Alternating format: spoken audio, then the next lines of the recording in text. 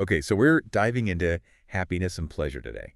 Sounds fun. Yeah, right. It's like A little intimidating. yeah, kind of. I mean, who doesn't want to be happier? True, but there's a lot of, Pressure, like pressure to feel happy all the time. which is kind of the opposite of what this whole stack of research is saying. Right, exactly. So it's like a deep dive into the science and the practical stuff too. Yeah. Like what actually makes people happy. And how to, like, actually implement that in your life. Exactly. So we've got a bunch of, we got 8 episodes actually is what they call them, Interesting. which is funny because this is like a mega episode. Right, a deep dive into the episode. Exactly. But yeah, they cover all sorts of things like psychology and brain chemistry, even mindfulness and like decluttering. It's pretty comprehensive, yeah. Yeah. So we'll start with like the basics, Defining happiness. right, which is episode 1. Which is harder than you'd think. Yeah, way harder. Like what is happiness anyway? Yeah. Well, they make a good point in that first episode about the difference between, like, fleeting happiness versus, like, long-term contentment. Oh yeah, that's a good distinction. Like that feeling when you get, like, a little treat. Or win something. Yeah. That's different from, like, the satisfaction of achieving a big goal or, like, feeling really connected to your community. Totally. I feel like I'm always chasing those little bursts of happiness. It's easy to fall into that trap, Yeah, for sure. especially these days with everything being so fast-paced. Yeah, But that longer-lasting happiness, that's where it's at, you know? totally agree. Which actually reminds me of episode 2, which is all about the brain chemistry stuff. Ah, yes, dopamine versus serotonin. Exactly. It's so fascinating to me, like, how our brain actually creates happiness. It's pretty wild, right? Yeah. So, like, dopamine is that, like, instant gratification chemical. Like that rush you get when you get a notification on your phone. Ooh, yes. Or, like, when you eat something super delicious. And Yeah. then serotonin is more like that feeling of, like, calm contentment. Like after a really good yoga class or something. Okay, yeah, I get It's like more of a long-term well-being feeling. Okay, I like that. So basically, we need to be mindful of what's triggering our dopamine and make sure we're getting enough of that serotonin. Exactly. But then you run into the whole pleasure versus happiness debate, which is episode 3.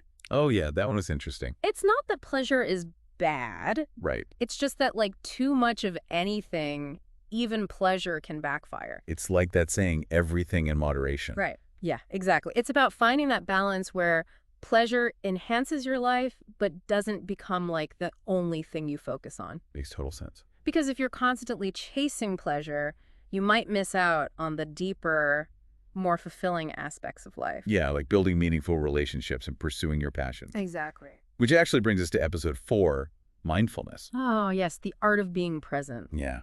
Which I struggle with big time. It's tough. Our minds are always racing. Constantly. But the research shows that even just taking a few moments each day to, like, really focus on the present moment can significantly increase your happiness. Like how? Well, it could be something as simple as, like, really savoring your morning coffee Okay. instead of just, like, gulping it down mindlessly, you know? Right. Or taking a few deep breaths and paying attention to the sensations in your body. I like that. It's about slowing down and appreciating the little things. Yeah, I definitely need to work on that. We all do.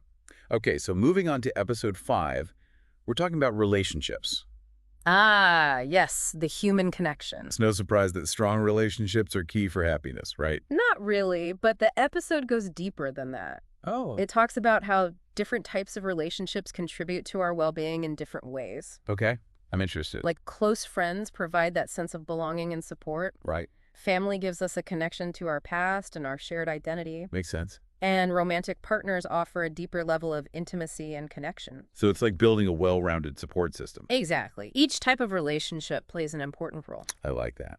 And speaking of support systems, we can't forget about self-care, which is episode 6. Ah, yes, taking care of number 1. Exactly. So often we put ourselves last. It's easy to do, Yeah, for sure. but self-care is essential for happiness. Totally. It's not just about, like, bubble baths and face masks, though. Right. It's about making choices that prioritize your physical and emotional well-being. So like eating healthy foods and getting enough sleep. Exactly. And also, like, setting boundaries and doing things that bring you joy. Okay, I like It's that. about recognizing that you deserve care and attention. Love that.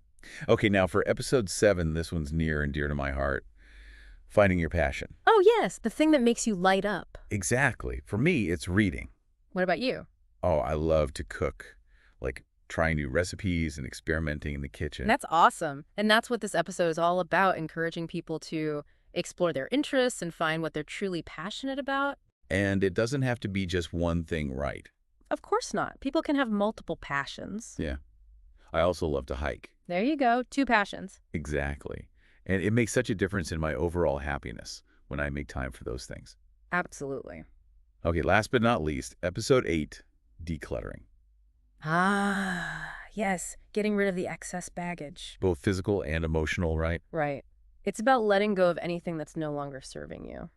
Like clothes you never wear. Or maybe a toxic friendship. Ooh, yeah, that's a tough one. It can be hard to let go, For sure. but it's so freeing when you do. Totally. And it creates space for more happiness. Exactly. So I guess the big takeaway from all of this is that happiness is multifaceted. It's not just one thing. Right. It's about making mindful choices, nurturing your relationships, taking care of yourself, and finding your passions. And letting go of anything that's holding you back. Exactly. Wow, we covered a lot. We did. So much good stuff in here. So much. Really makes you think. It does. Now I'm curious, after hearing all this, what's one small change you think you could make this week to boost your happiness? Ooh, that's a good question. It doesn't have to be anything major. Maybe I'll actually try that mindfulness exercise you mentioned earlier with the coffee. That's a great one. Just really savor each sip. Yeah, I like that. What about you? I think I'm going to finally declutter my closet. Oh, good for you. It's been on my to-do list for ages. I know the feeling. But I think letting go of all those clothes I never wear will really free up some mental space. I bet. Well, this has been super insightful. It has. Lots to think about and lots to put into practice. Remember, happiness is a journey, not a destination. So true. Thanks for diving into this with me. Of course. Always happy to talk about happiness. All right, that's it for today's deep dive. See you next time. Bye, everyone. Bye.